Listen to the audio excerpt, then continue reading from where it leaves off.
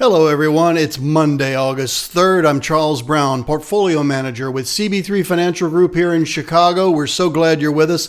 This is our first live Monday market mashup, and it's live because I've been off the trading desk for 10 days. I always have my laptops with me, so I was doing trading, but just haven't been doing these programs because I was traveling. So I wanted to come back and just give you guys the opportunity to ask questions if you have them and just give you a live update here on what's going on. We had a great day in the market again. S&P up 0.7%, NASDAQ up 1.5%, largely on the back of Apple up another 2.5% after being up 10% on Friday. Microsoft up 5.6%.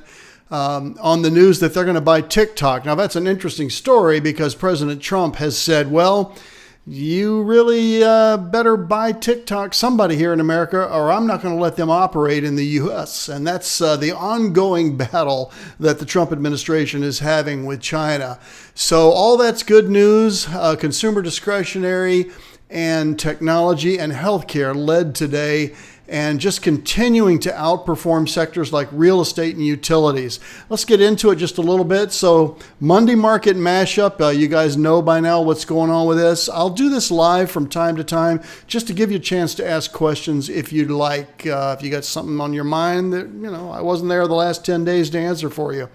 In general, coronavirus cases are high, but they are on the downtrend. You see these peaks from mid-July and then late July, and we're heading toward another peak now. But if this one also fails to take out the previous highs, it's interesting how these charts look like stock charts, don't they? We want to see the new cases continue to decrease across the country. That's what we're looking for. For the month of July, NASDAQ up 6.8%, S&P 5.5%, the Dow 2.4%, and the Russell, the outperformer for the month. Now, this is a good sign because I've been talking to you guys on the Thursday night program about how the Russell has lagged. And indeed, if we now look at year to date, the Russell is just really hurting. The NASDAQ up 21.5%. with the biggest pandemic in 100 years. S&P positive at 2%, Dow down 6.6%, but again, lots of troubled stocks in there. Boeing certainly being one of them, and the Russell down now less than 10%. You guys remember seeing this down in the 28, 29 range just a few weeks ago. So the Russell is making a comeback, and that's positive. So what's driving this? The NASDAQ is driving it. You can see on the chart how we had that pullback to the March 23rd low, and then it just took off like a rocket ship. And that's because this is the NASDAQ 100, the top 100 tech stocks in America. That is what is leading this market higher. You're seeing things like the Russell catch up, the Dow trying to catch up, but it's the NASDAQ that is leading the market higher. And what's leading the NASDAQ higher? Well, that answer is Apple, Facebook, Amazon, and to some extent Google and Microsoft. Certainly, this is from last Friday. Look at this enormous move, 10.2% from Apple, big move from Facebook. Amazon, not quite so much, but still a respectable 5.25%. These are your huge tech companies. These are your stay-at-home companies because people still buy iPhones, they watch television on Netflix. I mean, they're not watching broadcast TV, obviously. Probably most people have switched over and cut the cord. But Facebook, people are communicating with each other. And then Amazon. I'm thinking is going to be above $2,000 pretty soon. So really strong performance. What's the reason that the NASDAQ is on fire? I just showed you the stocks. What's another reason?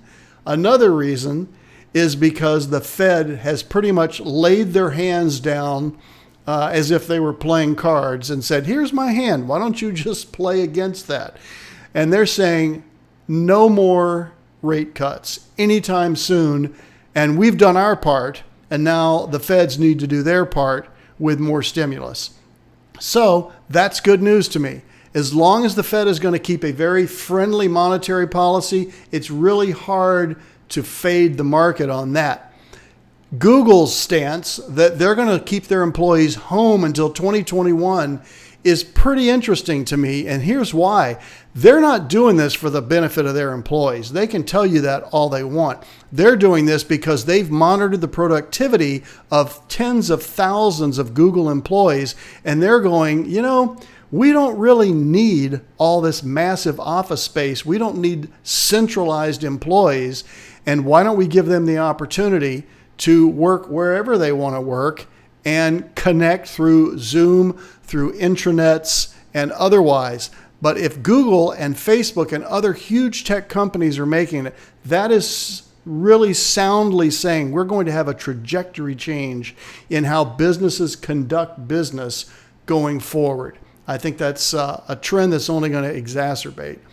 And the one positive number here is actually several positive numbers, but this is a short show. It's Monday night. ISM, the Internet Services Institute of Service Management, I should say, just rocketed off its low here for July data, and it's back in positive territory. So positive meaning above 50 means that it's growing. And that's also a strong number. And I'll have a lot more on this on Thursday night, okay? So you guys count on being here Thursday night. Be sure, if you have not yet subscribed, so you get these notices in case you didn't get this one today, click subscribe and then ring the bell so that you get updates. You can do just the updates for Monday or just Thursday, or of course, I recommend you do both. And then, of course, follow us on Twitter. I'm tweeting every single day. I have been for years, and I expect that only to increase now with the election season starting in the next few weeks or so. All right?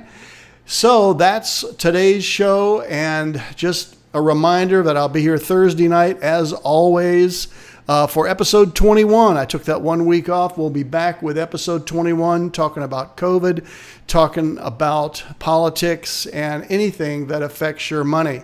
So thank you for watching today. I'm Charles Brown, Portfolio Manager with CB3 Financial. This was your Monday Market Mashup. From COVID to clarity, this is CB3 Live.